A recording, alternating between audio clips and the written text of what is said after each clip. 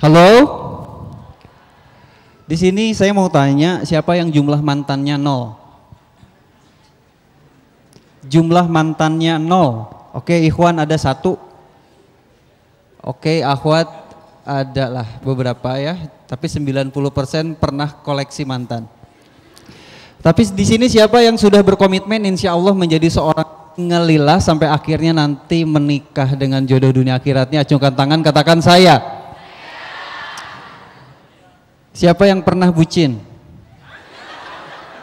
Siapa yang sedang bucin? Kak Abai cuma punya waktu kayaknya 5 menit lagi ya sebagai prolog, nanti kita lanjut habis Isya. Tapi saya mau menjelaskan kepada Anda satu ilmu yang jarang dibahas tapi ternyata sangat penting, yaitu manajemen bucin. Jadi kalau materi Ustadz Arif Rahman Lubis Halakoh Cinta itu salah satu single karya saya juga. Halakoh Cinta, saya halakoh bucin aja. Jadi saya kenapa sih Kang Abai nulis buku-buku ini ya, Cinta Dalam Ikhlas, Hijrah Itu Cinta. Ini saking banyaknya kaum bucin yang curhat dengan berbagai problematikanya. Tapi saya pikir penting sekali ilmu ini untuk dibahas karena korbannya sudah terlalu banyak. 5 menit cukup bagi saya untuk menjelaskan prolog, nanti pada Isya kita lanjut. 3 bulan yang lalu ada seorang akhwat yang pernah masuk ke dalam tim saya tapi sekarang sudah tidak berada di tim saya. Dia menikah, sekian bulan sebelum menikah dia datang ke rumah saya konsultasi tentang pernikahan, rencana pernikahannya, dan dia mengatakan bahwa saya akan menikah dengan si fulan. Saya tanya, kamu yakin? Waktu itu hari Jumat ditemani saya dan istri, dia datang ke rumah saya dan istri melayani konsultasi. Lalu saya sampaikan, mohon maaf kami sudah punya data begini A B C D E F G tentang si fulan. Kami juga di komunitas pernah bermuamalah sama beliau dan hasilnya seperti ini. Anda mau dilanjutkan atau tidak, tapi ini rekomendasi dari kami, not recommended Anda menikah dengan si fulan. Si akhwat itu usianya sudah 25 tahun, pendidikannya S2. Jadi dia berpendidikan enggak? Sangat berpendidikan, dari keluarga yang luar biasa juga islaminya. Tapi ada satu hal, permasalahan beliau adalah dia sudah teramat sangat jatuh cinta pada si laki-laki. Ini saya ceritain kisah nyata dan saya sudah izin ke beliau dan beliau mengizinkan untuk menceritakan kisah ini. Ya. Singkat kata singkat cerita, saya kasih pesan kalau kamu mau masih tetap lanjut sama dia, Kang Abai cuma punya satu pesan, kamu harus memberikan informasi ini ke ayah kamu. Karena kamu curhat ke saya tapi nggak curhat ke ayah, itu nggak adil. Kamu nggak curhat ke saya juga nggak apa-apa, tapi ke ayah itu anak perempuan, siapa penanggung jawab Anda sebelum Anda menikah itu siapa? Ayah, ya. Bahkan bukan guru ngaji, bukan murobi, lebih kuasa ayah Anda. Maka saya katakan tak, ya harus cerita ke ayah. Ternyata dia tidak juga melakukan itu, dia hanya cerita ke ibunya. Singkat kata singkat cerita, tiba-tiba sekian bulan kemudian saya mendapatkan kartu undangan. Saya datang ke pernikahannya. Pernikahannya lumayan megah di Bandung karena ayahnya salah satu pegawai BUMN terkenal di Indonesia. Jadi effortnya luar biasa pernikahan tersebut. Singkat kata singkat cerita, sekian bulan kemudian kami tak bertemu sehingga pada satu waktu saya ada proyek rencana pengen kerjasama lagi sama si Hawa tersebut. Akhirnya kami bertemu di salah satu restoran di kota Bandung. Saya ditemani sama istri saya, ya biar cepat ya ceritanya. Akhirnya saya ketemu lagi sama si akhwat tersebut. Basa-basi dari saya, nanyain kabar, betul? Ya. Terus nanyain gimana pernikahannya, halo pengantin baru, wajar tidak? Gimana suami kamu, wajar tidak? Kang Abai nanya kayak gitu. Pas ditanya gimana suami kamu, wajahnya berubah. Saya masih ingat banget ya, kata-kata pertama yang dia ucapkan apa? Kira-kira apa? Seandainya saya mendengarkan apa kata Kang Abai. Itu kata-kata pertama. Singkat kata singkat cerita, 10 menit pertama terbukalah fakta sudah 1 bulan suaminya menghilang. Ya, jadi nggak bisa dihubungi, nggak mau dihubungi ya. Lalu di ending obrolan, ya akhirnya di pertengahan kami ngobrol soal project, di ending obrolan akhirnya curhat keluar lagi. Dan saya sudah izin dan dia mengizinkan untuk saya menceritakan. Ternyata confirm si suaminya itu adalah seorang gay. Ya. Dan saya kaget. Kagetnya kenapa? Karena itu terjadi di circle dekat saya. Seorang gay pacaran lagi sama cowok. Anda halo cewek, Anda diselingkuhi loh. Tapi diselingkuhinya sama cowok. Anda tersiksanya berkali-kali lipat gitu ya. Jadi ditunjukin akhirnya Kang Abai juga ngelihat sendiri gitu ya. Email-emailannya, sayang surat cinta ngirim ke cowok. Plus foto-foto mesra di kamar sama cowok, confirm semuanya. Dan ketika Kang Abai membuka satu diskusi di Instagram, ternyata banyak akhwat juga yang curhat. Bahwa si pasangannya ternyata juga LGBT, gay. Lalu ada seorang psikolog yang nge-DM saya, Kang Abai kasus seperti ini, saya lagi nanganin 4 kasus perempuan yang kena depresi karena suaminya ternyata seorang gay. Kok saya Kang Abai kayak menangkap ini jadi tren ya di tahun ini. Kasusnya kok banyak terjadi. Saya makanya sekarang nggak peduli lah, saya sekarang banyak NGO yang membiayai kampanye-kampanye kesetaraan bla bla bla kayak gitu. Saya nggak peduli. Saya kewajiban saya sebagai influencer saya menyampaikan ini. Meskipun saya pernah nulis di sosial media dan viral, baru 1 hari viral, waktu itu di share-nya belum nyampe 1000, akun Facebook saya udah di ban. Jadi bahaya juga memang kalau ngomong di sosial media kayak begini, karena Facebook sudah terang-terangan pro gerakan itu. Jadi kalau di offline kan siapa yang mau nge-ban? Udah saya sampaikan saja. Jadi kenapa Kang Abai hubungannya bucin sama kasus ini? 2 minggu lalu si akhwat itu ke rumah saya lagi, sudah dalam posisi baru resmi bercerai. Sudah dapat surat resminya, itu pun hasil maksa ya, hasil maksa. Melibatkan keluarga besar lah, pokoknya banyak dramanya. Dan dia mengakui kata-kata yang keluar dari mulutnya di rumah saya tuh. Ini semua Kang Abai karena saya bucin. Orang yang bucin itu tai kotok rasa coklat. Ya. Jadi nanti Kang Abai akan sampaikan 5 tahapan supaya Anda nggak kena penyakit ini. Tapi kan Kang Abai bucin itu hanya untuk pacaran, kagak. Ke arah pernikahan juga sama. Kalau seandainya Anda tidak melibatkan Allah, terlalu menuhankan makhluk, terlalu cinta sama makhluk, sehingga peran Allah dinihilkan, bahkan di nomor kesekiankan, Anda ngambil keputusan, bahkan Allah itu tidak dilibatkan. Ngomong aja karena Allah, padahal sebetulnya Anda tuh dalam pikiran, dalam hati, sudah langsung ngejudge, sudah langsung mengklaim, sudah langsung memvisualkan masa depan bahwa kebahagiaanku hanyalah dengan dirinya. Aku harus menikahi dia. Aku harus nikah sama dia. Kalau enggak sama dia aku enggak bakal bahagia. Dan ini ujian. Ya, bahkan bagi orang-orang yang sudah menikah sekalipun, kalau ternyata dalam satu fase terlalu cinta sama pasangannya, sama istrinya, sama suaminya, ini pun ujian yang luar biasa. Jangan sampai kita seperti itu. Ini ciri-ciri bucin memang seperti itu. Terlalu berharap sama cinta, terlalu berharap dan cinta sama makhluk, sama manusia. Dan ini bisa menghinggapi siapapun. Cerita kedua sebenarnya ketika Kang Abai berhadapan lebih tepatnya dengan sahabat saya, seorang penghafal Quran yang menangis di depan saya. Karena masalah cinta. Dan sudah bercerai dengan istrinya. Dan mirip-mirip dalam proses memang terlalu cepat, terlalu tergesa-gesa. Mungkin kalau sudah bercerai sudah takdir, tapi kita bisa mengevaluasi proses. Ya, seperti halnya ada kecelakaan di jalan raya, kita nggak boleh nyalahin Allah karena itu sudah kejadian, tapi kita bisa mengevaluasi proses. Ya, kenapa terjadi, itulah kenapa polisi itu selalu ini kecepatannya berapa, itu dicek, diteliti ya.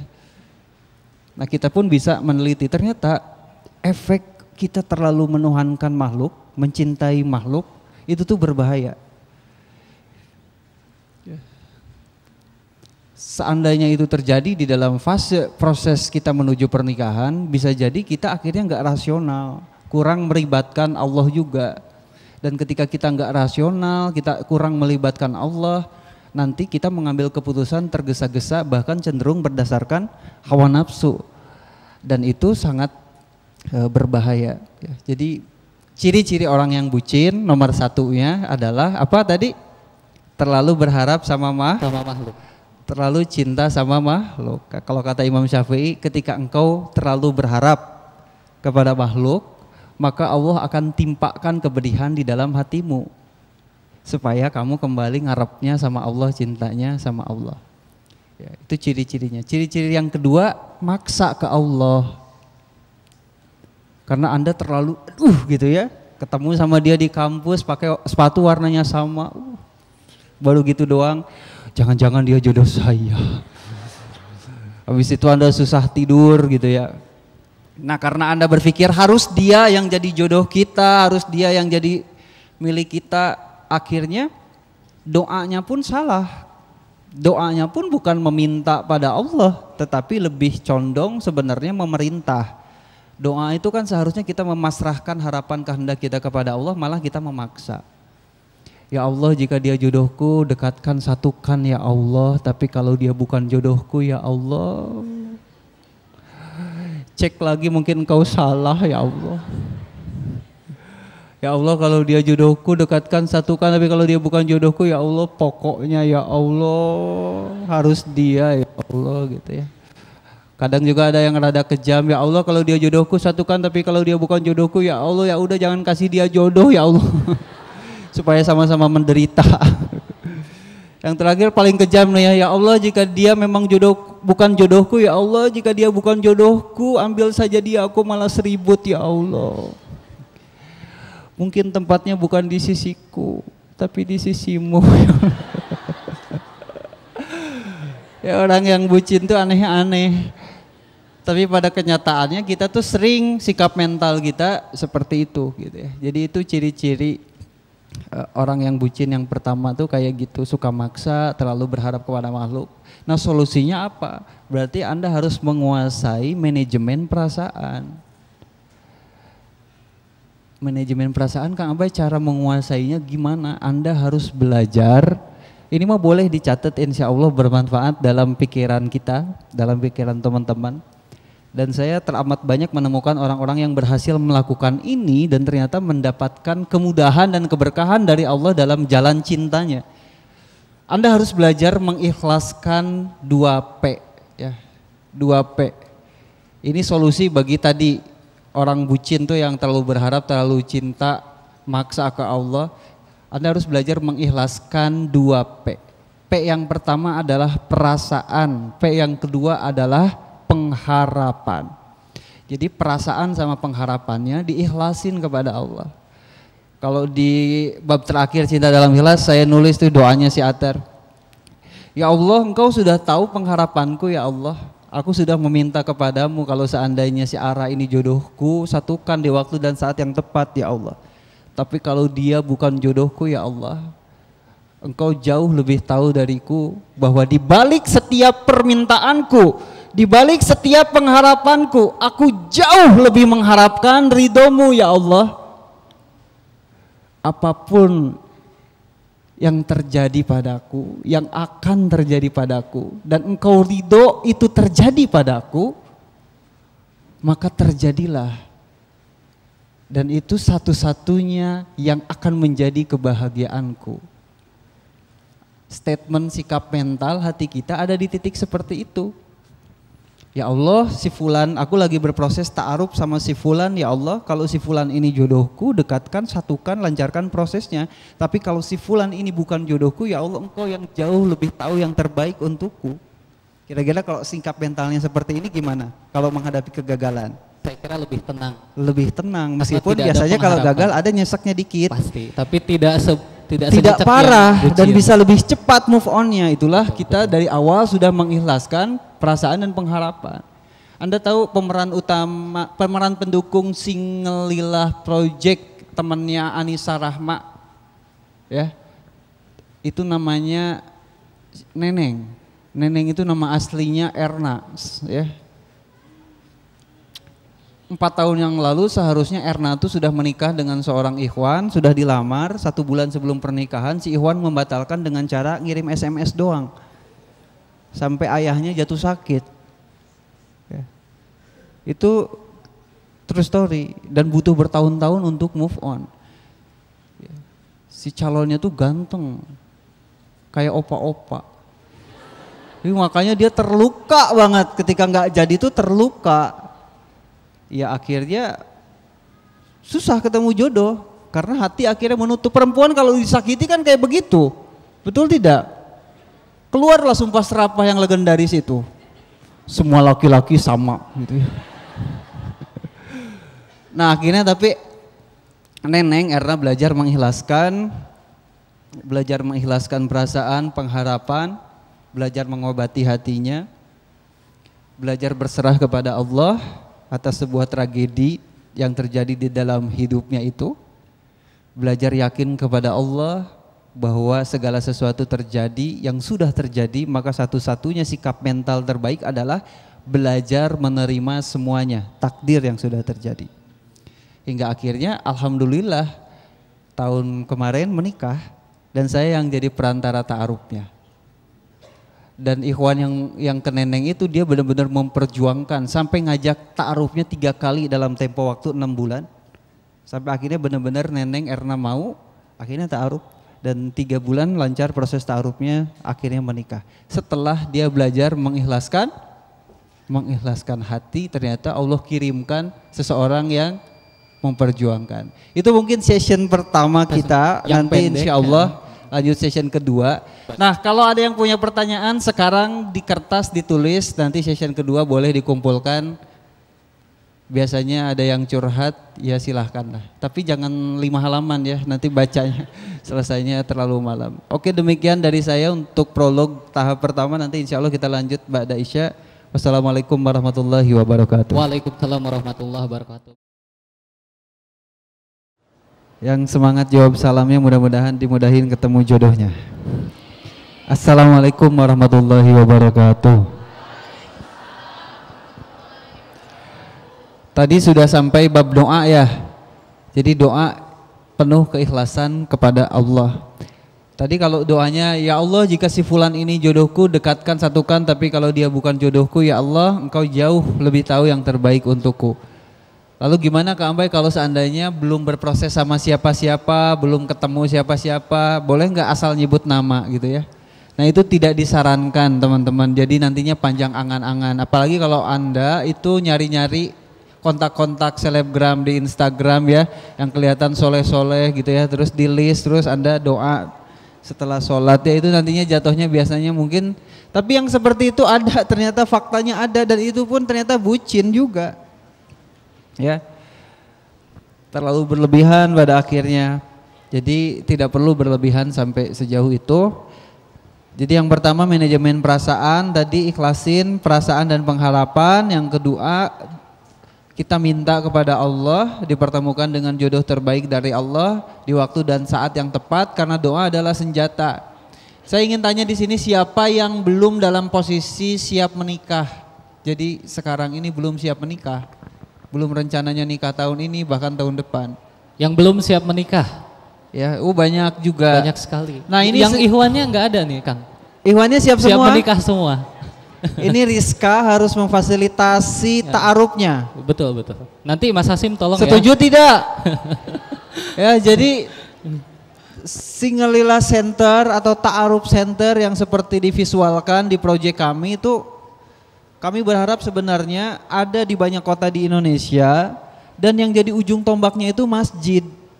Jadi di masjid itu bikinlah kesekretariatan Ta'aruf Center. Jadi nanti orang datang ke masjid itu bukan hanya sebatas beribadah, tapi juga dapat jodoh. Dan ini konsep yang luar biasa. Jadi kemarin juga kami mendapatkan banyak informasi dari Ustadz Lukmanul Hakim Pontianak, bagaimana masjid bisa menjadi sebuah solusi untuk umat lapar datang ke masjid. Karena masjid menyediakan makanan untuk duafa. Dari diskusi itu akhirnya kami berpikir, Tadinya pengen bikin ta'aruf center, nyewa tempat, bangun tempat, kenapa enggak kita di masjid aja? Bangun ta'aruf center di masjid di situ. Jadi yang kayak kajian kayak gini tuh di masjid nanti difasilitasi untuk berta'aruf, proses ta'arufnya. Nah, ini Kang Abai mau bahas sedikit lah ya tentang Silakan. proses ta'aruf. Tapi bucinnya harus diselesaikan dulu. Yang pertama tadi apa?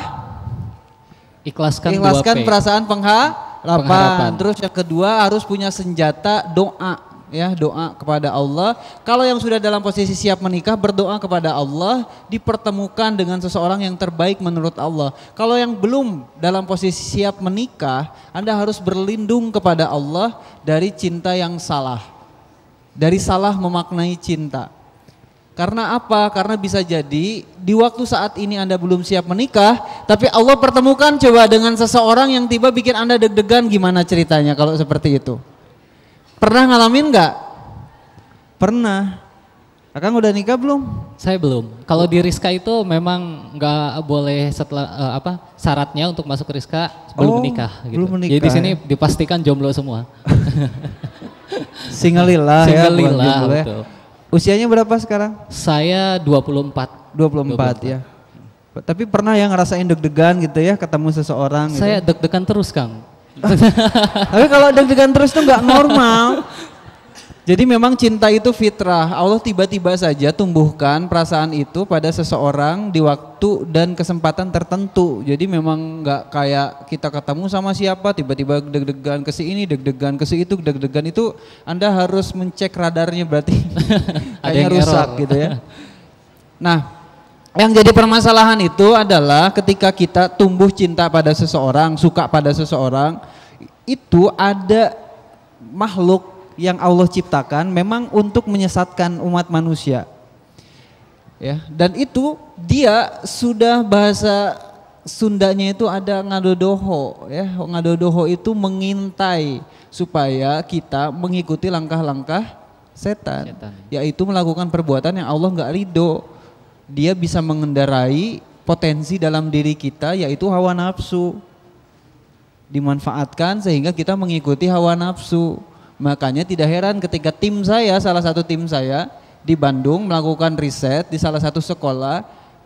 Dia anak psikolog Ahmad Diani, Unjani.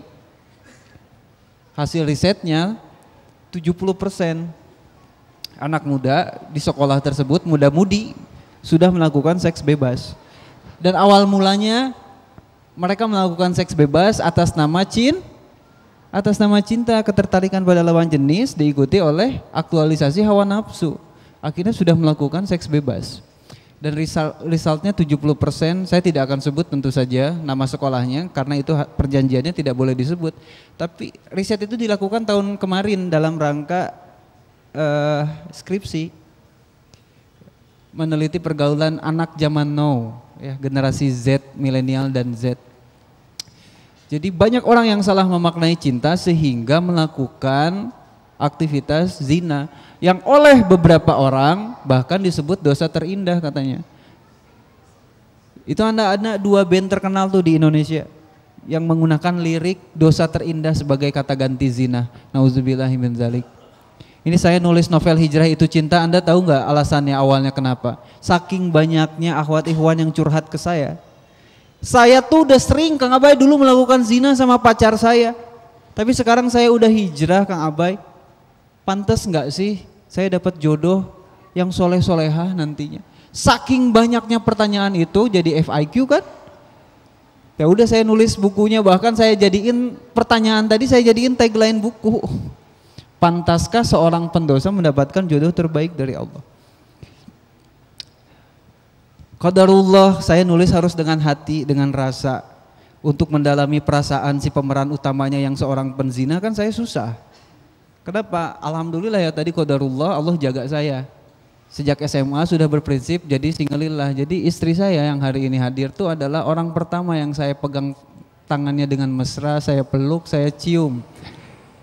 Jadi perempuan pertama. Jadi saya harus mendalamin ceritanya gimana, saya harus mewawancarai. Itulah riset yang saya lakukan sehingga saya ketemulah dengan seorang pezina ekspor. Jadi kalau yang pezina biasa-biasa saya nggak cari, ya.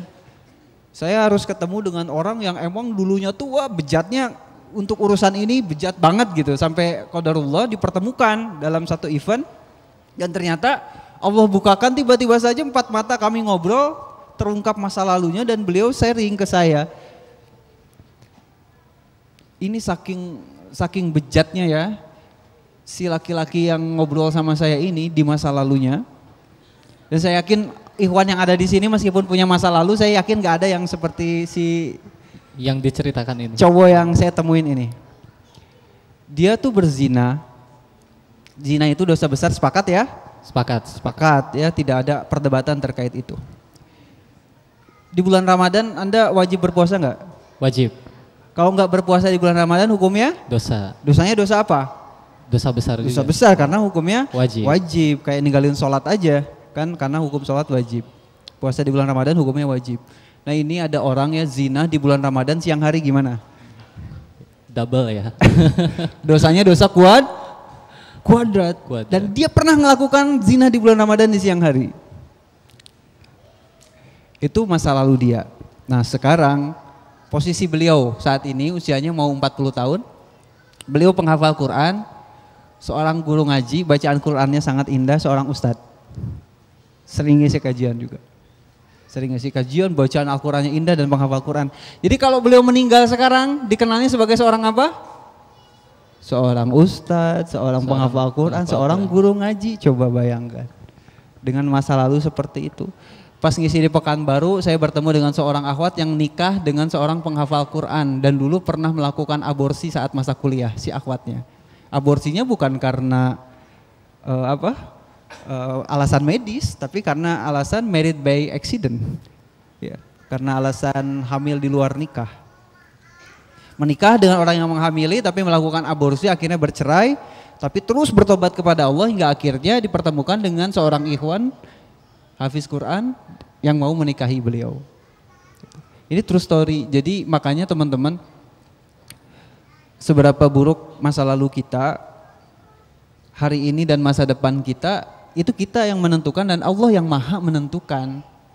Ya, jadi kita juga nggak boleh sombong yang selama ini lurus-lurus aja hidupnya gitu ya, nggak boleh sombong karena ada kisah juga, saya tulis juga di sini, kisah seorang ahli ibadah yang portofolio ibadahnya udah ratusan tahun tapi di akhir hayatnya malah menzinahi seorang perempuan sampai membunuh perempuan tersebut, sampai setan itu nggak berhenti, udah menzinahi, membunuh, nggak berhenti, sebelum meninggal itu meninggalnya dalam keadaan kekafiran karena diminta untuk meminta tolong kepada setan, pada iblis, akhirnya meninggal dalam keadaan kekafiran, gak berhenti godaannya padahal portofolio ibadahnya sudah ratusan tahun. Jadi kita pun jangan merasa selamat dengan kondisi kita sekarang.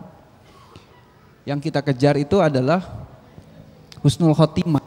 Husnul khotimah artinya kita meninggal dalam keadaan Islam. Kita istiqomah dalam keadaan Islam. Husnul khotimah itu bukan hidup tanpa berdosa, karena nggak ada manusia yang bisa seperti itu. Tapi kita terus dalam keadaan Islam sampai akhirnya nafas kita berakhir. Ya, jadi teman-teman di sini yang punya masa lalu, insya Allah yang hadir di sini sudah dalam keadaan semangat berhijrah. Apakah bisa aku dapat jodoh yang soleh dan solehah? Kalau tadi pertanyaannya pantas gak dapat jodoh yang terbaik dari Allah, jangankan jodoh ya, surga aja bisa Allah berikan. Surga aja bisa Allah berikan bagi hambanya yang bertaubat dan istiqomah dalam Islam sampai keadaan nantinya kita meninggal dalam keadaan husnul khotimah. Jadi ini hope sebenarnya, saya nulis juga novel Hijrah Itu Cinta, dan novel di buku Hijrah Itu Cinta saya juga cerita tentang proses ta'aruf ya, pentingnya visi misi dalam proses ta'aruf. Tapi memang zina menjadi permasalahan serius. Dan ketika kita berhijrah sekalipun biasanya sering sekali ada dampak ujian yang Allah berikan. Maka teman-teman kuat pokoknya. Harus sabar, harus kuat, harus terus minta ampun kepada Allah, nangis ke Allah apapun ujian yang dihadapin. Dan karena masalahnya kita sendiri yang melakukan, kita sendiri yang harus bertanggung jawab. Nangis ke Allah, minta ampun ke Allah. Yang masih terjaga sekuat tenaga jaga. Yang sudah berhijrah tapi masih sulit seperti seseorang yang sudah berhijrah kayak antum gini, tapi bukan antum ya, bukan, tapi saya pernah nerima curhat seorang panitia juga yang sering ngadain acara-acara begini. Kang Abai masa lalu tuh kayak gini, suka dugem, suka cewek, suka zina dulu. Susah ternyata. Maka saya saranin untuk riadoh. Halo? Halo? Ya, jadi yang selanjutnya tadi mengikhlaskan perasaan pengharapan, terus doa ya kepada Allah. Saya yang berikutnya untuk manajemen bucin yang jadi bunafs ya. Awalnya budak cinta terus jadi budak nafsu. Ya. Ternyata ada tingkatan di atas ada bucin. dari budak cinta itu jadi budak nafsu. Tadi yang sudah keterusan berzina itu jadi budak nafsu loh. Awalnya dari budak cinta Ya, itu ya. awalnya dari budak cinta dulu kan nyoba-nyobanya karena ada ketertarikan kepada lawan jenis, melakukan perbuatan tersebut sama digoda untuk terus melakukan, akhirnya jadi budak nafsu. Dan saya menemukan banyak orang yang kesulitan untuk berlepas diri dari itu meskipun dia sudah sangat berusaha. Makanya mau nggak mau saya menyarankan, dan ini sebenarnya bukan saran dari saya ya, bukan saran dari saya juga,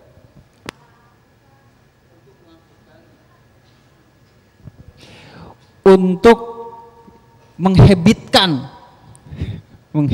tuh biar kita bisa menghebatkan. Betul. Jadi di buku Hijrah Itu Cinta ada konsep bagi orang-orang yang berhijrah, konsep kurikulum pendidikan di kampung hijrah. Jadi kami menciptakan cerita sebuah kampung hijrah meskipun sebenarnya saya sendiri ada portofolio kampung hijrah di Indonesia tapi saya nggak akan kasih tahu. Jadi banyak yang nanya setelah baca buku Hijrah Itu Cinta, Kang Abai bener nggak sih ada kampung hijrah itu, tempatnya di mana? Bener nggak di Ciwidey Bandung ya? Yang nyari ke sana nggak ketemu. Karena saya memang menyamarkan, tapi ini sebuah konsep, sebuah kampung hijrah di akhir zaman. Kita butuh satu tempat yang memang di sana benar-benar Islam bisa terjaga dan kebiasaan-kebiasaan baik dalam berislam bisa dilakukan. Nah, orang yang baru berhijrah dengan segala problematikanya di kampung hijrah itu ada satu kurikulum 40 hari. Ya, melakukan amalan-amalan kebaikan dan ibadah. Salah satunya untuk menahan hawa nafsu itu berpuasa. Tapi puasanya nggak setiap hari.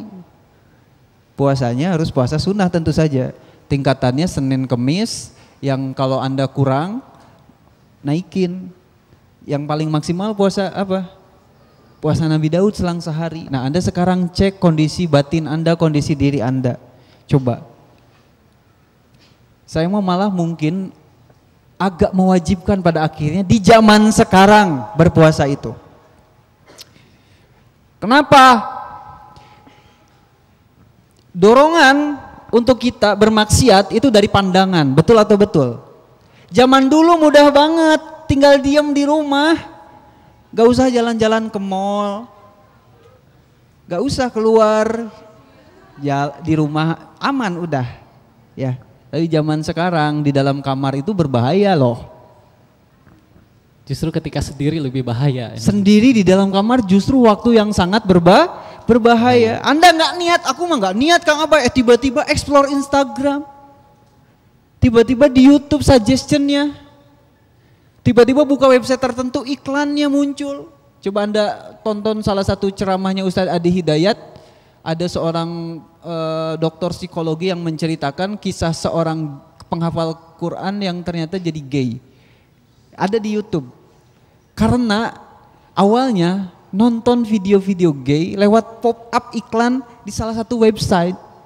Hingga akhirnya penasaran, diikuti kepenasarannya. Masih ada videonya di YouTube, Anda bisa baca. Bisa nonton. Tapi yang menuliskannya pun ada. Jadi ini true story. Nah, ini kondisi kita zaman now, kondisi kita sekarang, sampai kamar kita dikejar-kejar. Kita harus jaga pandangan, tapi kalau tidak mengkondisikan diri kita dengan menjadi ahli puasa, sulit. Ya. Sulit, coba rasain sendiri. Karena puasa itu sebenarnya yang bisa mengalahkan hawa nafsu. Itu perisai. Ya. Jadi kalau ibaratnya, aku tuh ngibaratinnya, ini kirain konek ke sini ya. Mas, ini bisa. Coba bisa tunjukin perisainya Kapten Amerika. Jadi perisainya kita itu berpuasa. Zaman sekarang karena kondisi lagi luar biasa, godaannya, maka yuk para singalillah biasain berpuasa. Alhamdulillah Kang Abai, aku tuh udah biasa puasa Senin Kemis.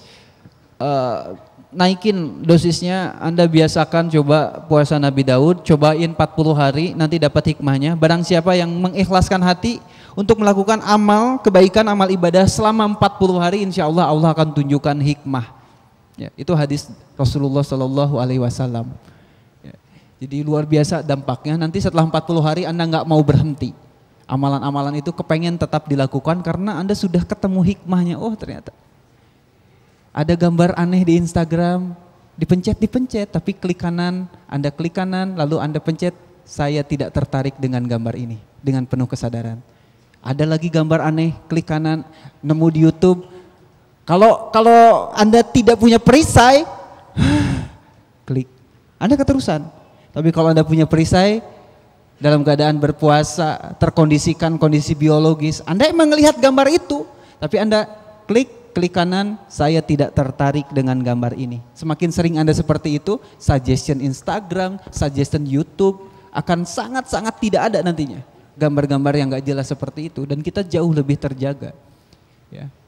Sekarang kondisinya kita sudah seperti ini. Jadikan puasa sebagai perisai kita. Jadi manajemen perasaannya sudah, ya. Terus apalagi tadi doanya sudah sebagai senjata. Terus kita juga punya perisai puasa, dan doa orang yang berpuasa itu lebih mudah dikabulkan oleh Allah. Dan imbalan puasa itu, amalan yang langsung dibalasnya sama Allah itu adalah puasa. Jadi ahli puasa di akhir zaman sekarang sepertinya itulah salah satu cara kita selamat. Ya, teman-teman yang jauh lebih tahu kondisi diri pribadi, sok puasa sunnah. Jangan yang aneh-aneh juga sih puasanya. Puasa sunnah Senin Kemis, rutinkan. Kalau mau dosis lanjut puasa Nabi Daud, Kang Abai ngasih challenge, yuk 40 hari cobain, nanti insya Allah Anda gak mau berhenti karena Anda ketemu hikmah kehidupan yang, loh kok lebih enak ya, badan lebih asik ya, lebih sehat ya, terus kok urusan-urusan hidup saya lebih dipermudah ya, kok lebih lapang ya. Rasain sendiri, insya Allah jauh lebih terjaga. Oke, berikutnya. Ini yang ketiga. Yang berarti sekarang yang keempat. Ya, yang keempat adalah mindsetnya bangun sebagai mindset seorang singalillah yang mengaktualisasikan cinta pada lawan jenis hanya ada di dalam pernikahan, yang menjemput jodohnya dengan cara insya Allah ta'aruf, hitbah dan nikah dengan cara ta'aruf. Nah, ngebahas soal ta'aruf adalah ngebahas sebuah proses. What is the meaning of ta'aruf ya? Ta'aruf itu bukan bagian dari rukun nikah. Jadi Anda kalau seandainya tidak ta'aruf dulu nikah, kalau sudah yakin langsung hitbah nikah itu nggak apa-apa. Tetapi ta'aruf adalah sebuah jalan keluar, sebuah metode. Jadi kalau diartikan sih definisinya, ta'aruf itu metode untuk saling kenal mengenal sebelum pernikahan dalam jangka waktu tertentu dan ditemani oleh seorang perantara dengan langkah-langkah proses yang sesuai syariat. Jadi kata kuncinya dalam jangka waktu tertentu yang disepakati. Jadi kalau pernah tuh ada yang curhat, Kang Abai saya lagi ta'aruf, udah berapa lama ta'arufnya 2 tahun, kan belegog ya itu mah, bukan ta'aruf itu mah. Tapi itu tuh sering DM Instagram, Kang Abai saya itu sudah setahun ini ta'arufan tapi nggak jelas. Wah itu konsep ta'arufnya tuh udah salah sejak awal itu mah. Udah salah proses ta'aruf kalau kayak begitu. Jadi ta'aruf itu metode untuk saling kenal mengenal dalam jangka waktu tertentu yang disepakati. Jadi sejak awal Anda sudah bersepakat mau ta'arufnya 1 bulan, 2 bulan, 3 bulan.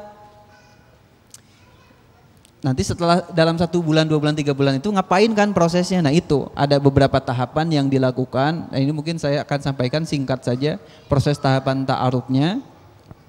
Siapa yang kepengen berta'aruf? Banyak ya, Masya Allah.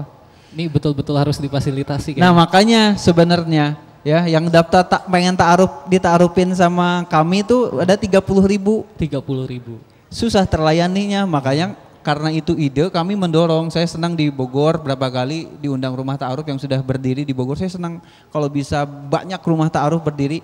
Tapi kemarin kami diskusi konsepnya kalau di setiap masjid ada rumah ta'arufnya. Oh Masya Allah itu solusi ya. Benar nggak? Betul, betul. Jumlah masjid di Indonesia ada berapa? Ribuan mungkin. Wah enggak ribuan. Enggak. Jumlahnya bisa jadi puluhan ribu atau Puluhan ratusan ribu kayaknya jumlahnya ya. Kalau bisa menjodohkan 100 dalam 1 tahun dikaliin tuh sudah tidak ada jomblo lagi di Indonesia. Idenya bagus banget. Berkurang banget. Nah makanya doain, kami lagi di Bandung lagi ngebuat, insya Allah ya. Mudah-mudahan ada ta'aruf center di masjid yang sedang kami develop. Mudah-mudahan. Jadi balik lagi soal ta'aruf teman-teman. Tadi ta'aruf bukan bagian dari rukun nikah. Prosesnya ngapain aja sih ta'aruf itu ya? Boleh dicatat ya. Intinya 1 bulan, 2 bulan, 3 bulan ini sih ngapain aja. Pertama ada ta'aruf yang salah kaprah dulu sebelum kita ke proses ya. Ta'aruf itu bukanlah sebuah ikatan ya. Jadi kalau ada yang mengartikan ta'aruf sebuah ikatan maka itu sebuah kesalahan. Makanya dari definisinya harus clear, jelas. Metode untuk saling kenal mengenal dalam jangka waktu tertentu yang disepakati. Jadi kita bersepakat, saya bersepakat sama kamu untuk saling kenal mengenal selama 3 bulan. Habis 3 bulan kita harus memutuskan apa kamu yakin nikah sama aku atau enggak. Begitu juga sebaliknya, kalau yakin ya udah lanjut nikah, kalau enggak ya sudah dadah. Gitu. Ya itu kesepakatan. Jadi kalau dijadikan ikatan, apa bedanya dengan pacaran? What is the meaning of pacaran? Sebuah ikatan yang diawali dengan kata jadian dan diakhiri dengan kata putus. Sebuah ikatan, aku sayang kamu, aku cinta kamu, ya aku juga. Tiba-tiba Anda terikat satu sama lain kan? Ajaib ketika Anda terikat satu sama lain tanpa adanya perjanjian tertulis di atas kertas atau di depan pemerintah atau di depan saksi gitu ya. Tiba-tiba Anda harus saling terikat satu sama lain, ngabarin satu sama lain, bepergian satu sama lain, saling kasih perhatian satu sama lain. Dan ajaibnya semua perhatian itu, semua bentuk kasih sayang yang ditunjukkan itu bisa hilang semuanya hanya dengan cukup kata kita putus ya. Udah aja gitu ya. Itu pengertian pacaran, ikatan. Jadi sebenarnya yang jadi tidak boleh dalam Islam itu sebenarnya bukan istilah pacarannya, karena kalau kita nyari istilah pacaran di Al-Quran, di hadis, di kitab-kitab ulama-ulama salaf terdahulu itu nggak akan ketemu kata pacaran, karena pacaran itu produk budaya. Dikampanyekan lewat film, lewat sinetron, lewat buku bacaan, lewat lagu-lagu. Sehingga kita percaya ada sebuah lembaga bernama pacaran. Kalau aku mah nggak percaya. Dari SMA nggak percaya dengan sebuah lembaga bernama pacaran. Aktualisasi cinta kelawan jenis hanya ada di dalam pernikahan. Satu-satunya ikatan sebelum pernikahan hanyalah khitbah. Dan itu pun masih bisa dibatalkan. Jadi ta'aruf itu bukan ikatan. 1, 2, ta'aruf prosesnya tidak boleh melakukan sesuatu yang mendekati zina. Ya, jadi rambu-rambu ta'aruf itu 2, 1 bukan ikatan, 2 dalam prosesnya tidak boleh melakukan perbuatan yang bisa mendekatkan diri kepada zina. Makanya pentingnya ada seorang perantara yang nanti kalau seandainya diperlukan ada kondisi bertemu itu ditemani. Kalau akhwat ditemani sama mahramnya. Nah sekarang prosesnya apa? 1 standar prosesnya tukeran biodata, CV, Anda tukeran, bisa lewat email tukerannya. Bisa lewat sekarang grup, dibikin grup WhatsApp ta'aruf ya. Lewat WhatsApp bisa, lewat email bisa, dicecein ke perantaranya. Lewat email, kalau ada yang mau ditanyakan bisa lewat email. Selengkap mungkin biodata ditulis di sana, riwayat penyakit Anda harus tertulis di sana. Ada yang curhat ta'aruf ke saya, Kang, calon saya ternyata sakit jantung parah. Ya karena taunya pas fase ta'aruf kan Anda bisa mempertimbangkan, betul tidak? Tinggal dibayangkan saja sama kita sendiri. Apakah saya sanggup nanti menikah dengan seseorang yang punya penyakit parah seperti ini? Insya Allah sanggup. Nah ketika Anda menyanggupi, Anda sudah tahu resikonya. Dibandingkan sudah ijab kabul gitu ya, sudah nikah terus baru tahu ternyata suaminya punya penyakit parah. Gitu ya. Atau ada sahabat saya seorang dokter muslimah di Bandung cerita ada seseorang yang mau nikah lalu periksa ternyata punya penyakit HIV gitu ya. Punya penyakit HIV baru ketahuannya habis nikah, berbahaya. Makanya sekarang pemerintah setahu saya kalau untuk penyakit HIV itu tesnya wajib ya di fase sebelum pernikahan itu nanti dilampirkan. Jadi penyakit Anda tuliskan Kalau ada fobia dituliskan, penyakit yang dituliskan itu penyakit parah yang sering kambuh atau penyakit bawaan lahir. Jadi kalau pilek batuk nggak usah. Pilek batuk. Jadi ya penyakit yang sering kambuh, misal apa bengek ya. Sesak nafas itu ceritakan tulis karena kan sering kambuh. Jadi nanti bisa ngebayangin, oh tiba-tiba kalau malam-malam suamiku sesak nafas gitu ya, istriku sesak nafas, jadi kita udah bisa ngebayangin. Yang sering kambuh bawaan lahir, tuliskan fobia, tuliskan hobi Anda, tuliskan pokoknya segala sesuatu tentang diri Anda tuliskan. Ya, jadi itu di biodata selengkap mungkin, orang tua, keluarga, tuliskan. Yang sesuatu yang bisa menceritakan diri Anda tuliskan. Dan tidak perlu menuliskan aib di masa lalu, ya, aib masa lalu tidak perlu dituliskan. Ya. Tapi ini bisa panjang sih lebarnya, banyak akhwat. Saya pernah ngebahas soal ini, tapi jadinya polemik ya. Sebenarnya saya hanya menjawab counter saja terkait soal ini. Tapi ada memang fatwa ulama itu yang membolehkan laki-laki mensyaratkan, perempuan mensyaratkan. Dan untuk tahu syarat itu maka harus menanyakan sebelum pernikahan. Maka hukumnya sah untuk menanyakan itu. Dan yang ditanya hukumnya juga sah untuk tidak menjawab. Gitu. Ya, saya tidak akan menjelaskan panjang lebar, tapi baca aja lah di ini saya ya, di postingan saya. Itu yang komennya tuh setahu saya udah 4.000-an kali ya. Betul. Saya ikutin soalnya dia saya. Ya, jadi itu memang ada fatwanya karena kalau nggak fatwanya pun kuat itu dari 4 imam mazhab hampir semuanya bersepakat membolehkan seperti itu. Ya, punya syarat sebelum pernikahan dan nanti ditanyakan syarat tersebut itu boleh hukumnya. Gitu ya. Jadi tapi kalau tadi ya di ta'aruf itu tidak perlu Anda ceritakan masa lalu Anda seperti apa, itu tidak perlu. Tapi kalau seandainya ada yang mensyaratkan lalu menanyakan, maka pilihan Anda menjawab jujur atau tidak menjawab. Tapi jangan pernah berbohong. Ya. Karena kasusnya kalau berbohong itu hampir semuanya berakhir dengan perceraian. Dan kalau menurut fatwanya Imam Ibnu Taimiyah yang diambil dari pendapat Imam Syafi'i dan lain-lain, itu bahkan pernikahannya bisa dibatalkan. Ketika ada kebohongan. Karena disyaratkan sebelum menikah, gitu ya. Disyaratkan ternyata salah satu pihak berbohong. Maka di situ pun bahasa fatwanya itu pembatalan pernikahan sebenarnya, bukan gugatan cerai. Jadi hati-hati, jangan berbohong. Tapi kalau Anda nggak mau jawab nggak apa-apa. Tapi jangan berbohong. Jadi itu ya di biodata. Habis biodata yang kedua yang harus dilakukan adalah fase pengenalan sifat, karakter dan kepribadian. Dan ini tuh jarang orang yang mau ngulik. Ya, dan sebenarnya teman-teman, di fase pengenalan sifat, karakter, kepribadian ini yang harus diaktifkan itu logika. Makanya orang yang bucin akan sangat menghilangkan fase kedua ini. Karena orang bucin itu dilewat sama dia fase kedua ini, pokoknya aku harus nikah sama dia. Hingga akhirnya Anda dapat data-data kayak timnya Kang Abai tadi. Udah dapat data-data dilewat sama dia, data-data awal. Hingga akhirnya tiba-tiba ya penyesalannya berlipat-lipat sekarang. Lagi healing juga beliau. Healingnya dengan cara menulis. Ya, saya suruh udah nulis novel aja deh, kisah hidupmu, novelin. Nanti akhwat-akhwat banyak yang baca supaya nggak kejadian. Ya. Fase pengenalan sifat, karakter, kepribadian, dan saya insya Allah bisa ngasih tahu teknis ke teman-teman semua bagaimana fase pengenalan sifat, karakter, kepribadian karena saya punya beberapa contoh pilot project pasien ta'aruf. Salah satu sahabat saya yang insya Allah masuk tim kami juga di Ta'aruf Center nanti bahkan melakukan penelitian ta'aruf ke 80 pasangan di Kota Bandung yang menikah dengan cara ta'aruf.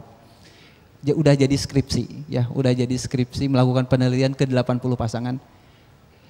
Kami kepengen ta'aruf ini menjadi ilmiah gitu ya, sehingga kita bisa menceritakan dari basis data yang ta'arufnya begini, yang ta'arufnya begini jadinya begini dan lain sebagainya. Jadi fase pengenalan sifat, karakter dan kepribadian bisa dilakukan dengan cara satu, siapakah yang paling tahu diri kita? Siapa? Yang paling tahu diri kita siapa? Orang tua dan keluarga, betul tidak? Betul. Yang kedua yang paling tahu diri kamu siapa? Sahabat. Nah, yang ketiga teman di komunitas atau di organisasi, betul gak? Atau teman kerja. Makanya data tentang si doi itu harus Anda dapatkan dari 3 itu. Anda harus sedikit capek. Makanya saya bikin web series Salah Soleh itu ya, sampai ngirim mata-mata ayahnya gitu ya, ke teman-temannya dilihatin, ngirim mata-mata untuk tahu nih orang muamalahnya kayak gimana dan lain sebagainya. Dan kami punya data nyata, kisah nyata, ada seperti itu yang melakukan seperti itu. Dan saya pun akan melakukan seperti itu untuk putri-putri saya nanti. Ikhwan yang mau nikah sama putri saya, hati-hati, saya ngirim mata-mata nanti. Salah satu syaratnya itu pokoknya sholat subuhnya harus di masjid. Nah, saya bakal kirim mata-mata ke komplek perumahannya untuk ngecek ya sholat subuhnya di masjid atau salah satunya ya yang dilakukan bisa seperti itu. Jadi dulu adik kandung saya 5 tahun lalu menikah, perantara ta'arufnya saya. Saya tahu calonnya, pamannya saya kenal, saya temui pamannya. Saya tanya data-data, saya ulik-ulik data. Terus saya lihat komunitas di mana saja dia gaul, saya cari, saya cek komunitasnya. Saya berusaha nyari data tentang orang yang bersangkutan. Dan kalau seandainya Anda tahu data-data nanti, oh ketemu ternyata orangnya begini, ya. Jangan sampai ketemu celak-celak yang ya. Kalau seandainya Anda tahu calon Anda ternyata seorang penipu ulung, Anda masih mau nggak nikah sama dia? Gak mau. Kalau Anda tahu calon Anda ternyata riwayat hidupnya tuh penuh dengan kekerasan, ya, mau nggak kira-kira? Ya. Kalau Anda tahu ternyata dia sudah menikah tapi ngakunya perjaka, mau nggak Anda? Itu kejadian di Sidoarjo, saya ngisi di Universitas Muhammadiyah, ketika melakukan cek recheck ternyata ketahuan sudah menikah, ngakunya perjaka. Kecuali kalau sejak awal kamu memang diniatkan untuk jadi istri kedua, ya. Ya itu mah silahkan. Aku nggak akan bahas soal poligami ya. Itu beda kasusnya dibandingkan ngaku perjaka ternyata sudah menikah. Nah, inilah pentingnya fase ta'aruf yang dijalani dengan proses maksimal. Makanya kami itu tidak menyarankan proses ta'aruf dengan tergesa-gesa, terburu-buru. Ya. Jadi tidak menyarankan proses ta'aruf tergesa-gesa, terburu-buru. Maksimal 3 bulan itu udah cepat juga sebenarnya. Ada yang 1 bulan, alhamdulillah ada yang 2 bulan. Tapi kalau ada, saya punya beberapa sahabat yang ta'aruf temponya 1 minggu, 2 minggu. Sayangnya 3 sahabat saya yang melakukan proses ta'aruf seperti itu, pernikahannya berakhir dengan perceraian 3-tiganya. Salah satunya penghafal Quran, salah 2-nya aktivis dakwah di Kota Bandung. Saya tidak meragukan kesolehan mereka. Kesamaan mereka proses ta'arufnya itu kurang dari 2 minggu. Sekali ketemu langsung nikah. Yang satu ikhwannya jadi korban KDRT. Yang melakukan kekerasan akhwatnya. Akhwat tangguh itu kayaknya. Saya ceritain ini, beliau tuh sampai curhatnya di rumah saya pas cerai itu. Ceritanya ke saya di rumah saya sambil nangis. Sekarang alhamdulillah sudah nikah lagi, istrinya lembut ya, istrinya lembut, insya Allah soleha, dan sudah tidak ada lagi KDRT dalam rumah tangga.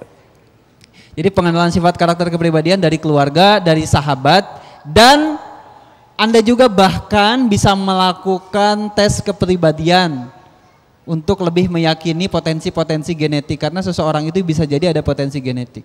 Coba tanya aja yang dita'arufin, termasuk Neneng tadi, si Erna ya, tanya sama Kang Abai, dita'arufin ngelakuin tes kepribadian enggak? Ngelakuin. Ya, hampir kalau semua yang saya bantuin fasilitas ta'arufnya, saya sebenarnya tidak membuka jasa layanan ta'aruf. Tapi kalau circle terdekat saya mau jadi perantara ta'arufnya. Tapi nanti yang insya Allah ta'aruf center yang dibangun itu sistem yang bekerja, ya. Sistem yang sudah bekerja. Tapi saya pribadi merasa bertanggung jawab untuk ikutan supaya bisa jadi portofolio juga. Nah, rata-rata kalau saya selalu menyarankan melakukan tes kepribadian.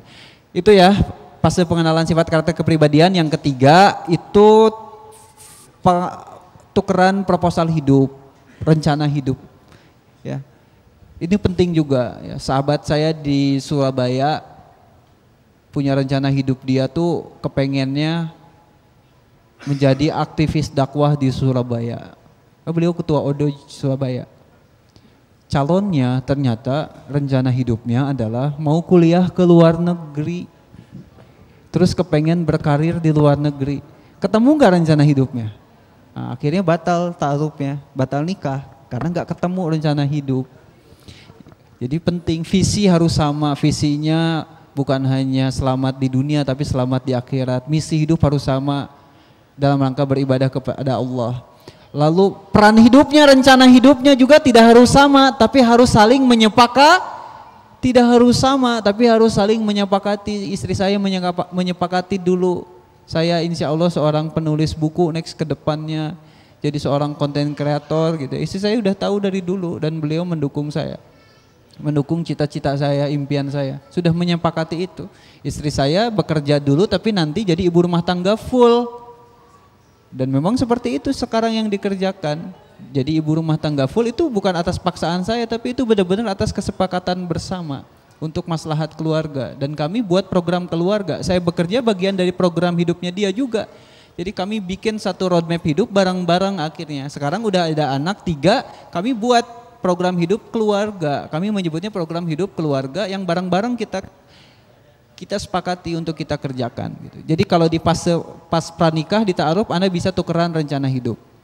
Yang terakhir kalau nomor 1 oke, nomor 2 oke, nomor 3 oke, barulah kalau di kami saran di ta'aruf adalah dipertemukan dengan pihak keluarga. Si calonnya ketemu sama ayahnya, sama ibunya, tapi masih seorang diri sebelum hitbah. Jangan dulu bawa keluarga besar, sendiri dulu. Udah ngobrol sama orang tua, data sudah ada, Anda yang terakhir adalah rapat pleno keluarga. Mamah bapak sudah ketemu, ini datanya tentang dia seperti ini mau lanjut nggak ke fase hitbah?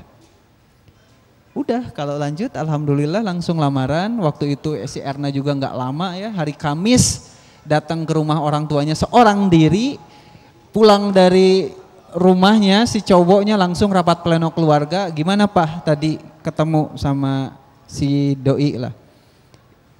Approve gak? Datanya begini-begini, kalau Erna approve. Sepakat, cuman selang sehari Sabtunya langsung lamaran. Jadi nggak lama hitbah dan nikah.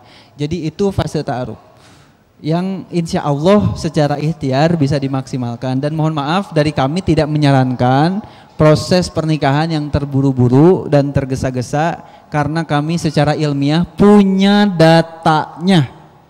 Ya, jangan seperti beli kucing dalam karung. Tapi sih itu berhasil kok, sekali ketemu langsung nikah. Saya buka lagi. Yang seperti itu datanya lebih banyak yang berhasil, lebih banyak yang fail dalam 5 tahun pertama. Punya nggak data seperti itu? Aku punya. Kami punya datanya. Kami menyarankan jika Anda berta'aruf dengan orang yang baru dikenal, maka maksimalkanlah proses ta'arufnya. Ya, sehingga yang tadi coba potensi pasangan Anda gay yang kayak gitu tuh bisa ketahuan. Anda tahu nggak sih gimana caranya tahu pasangan gay? Saya mau kasih tahu ke Anda karena saya sudah melakukan risetnya. Mau nggak tahu? Ya. Ini terakhir, ya terakhir. Laki-laki yang punya kecenderungan jadi LGBT gay itu dia sangat show off di sosial media mayoritasnya. Ya. Dia sangat-sangat kepengen diekspos tubuhnya di sosial media biasanya. Dia teramat sering mengekspos tentang dirinya, badannya, fisiknya di sosial media. Ya. Tapi tidak semua seperti itu, tapi Anda patut curiga kalau ada yang keterlaluan seperti itu. Kalau sudah punya data seperti itu, kecenderungan kelihatannya seperti itu, maka Anda harus menelusuri yang kedua, cari circle pergaulannya. Dan yang terakhir yang kemungkinan besar tidak akan meleset adalah di fase ta'aruf nanti perkenalan Anda harus minta akses izin ke handphonenya. Karena 100% kami punya data istri-istri yang tahu suami gay itu setelah memergoki handphonenya. Mereka tergabung di komunitas-komunitas gay. Ya. Foto-foto, grup-grup seksnya gay dan segala macam, mereka rata-rata tergabung, mereka rata-rata berkomunitas. Bisa jadi ada chat sama pacarnya. Ya. Jadi kalau Anda punya data awal kecurigaan, jangan ambil resiko, sepakati, saya izinkan kamu akses HP saya mohon izin untuk mengakses HP kamu. Kalau ternyata setelah saling buka HP aman-aman saja, sudah, insya Allah aman. Itu bagian dari ikhtiar, betul? Ya. Tapi kalau seandainya dia nggak mau menyembunyikan, nah Anda patut curiga. Rata-rata, bahkan bukan rata-rata semuanya. Kasus yang kami temukan, istri-istri yang memergoki pasangannya seperti itu adalah dari HP-nya. Gitu ya. Jadi itu saja mungkin dari saya. Saya doain semua yang hadir di sini ketemu jodoh dunia akhiratnya di waktu dan saat yang tepat. Ini sepertinya tidak ada tanya jawab sama saya karena waktunya sudah habis. Nanti bisa sama Ustadz Arif Rahman Lubis. Tapi untuk teman-teman di Rizka tadi pertanyaan yang di WA bisa di DM Instagram ke Kang Abai tapi kasih dalam kurung Rizka. Baru pertanyaan karena banyak banget yang nge-DM. Jadi kalau nanti saya baca dalam kurung Rizka saya prioritaskan untuk saya buka. Terima kasih untuk teman-teman Rizka Masjid Agung Sunda Kelapa. Terima kasih sahabat semua. Saya mohon doa dari sahabat semua. Kang Abai dan tim lagi buat project baru film di YouTube judulnya Sister Lillah. Mudah-mudahan lancar berkah, diperankan oleh Hama Syahid dan kawan-kawan. Amin, amin, amin. Terima kasih. Wassalamualaikum warahmatullahi wabarakatuh. Waalaikumsalam warahmatullahi wabarakatuh.